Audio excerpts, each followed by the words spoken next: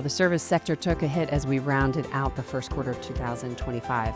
This is Markets with Megan, and it's Thursday, April the 3rd.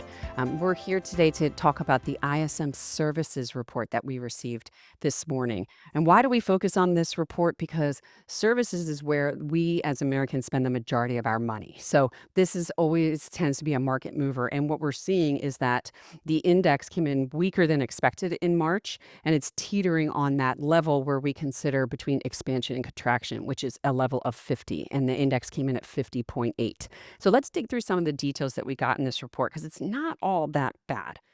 First of all, the prices paid component took a pretty big dip lower. That's good. It needs to come down. This was a measure of sticky inflation, so it still is way too high. And for the Federal Reserve to like, but it is coming down.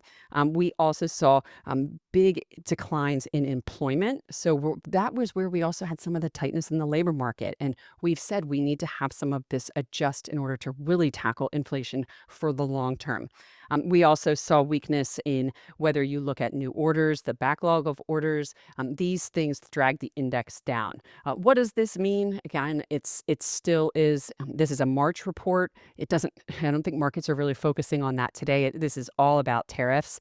But if we were to take tariffs out of the equation, this is telling us that inflation in the service sector we may be getting some relief from that. And then also we're getting some of the employment side now starting to filter into the services.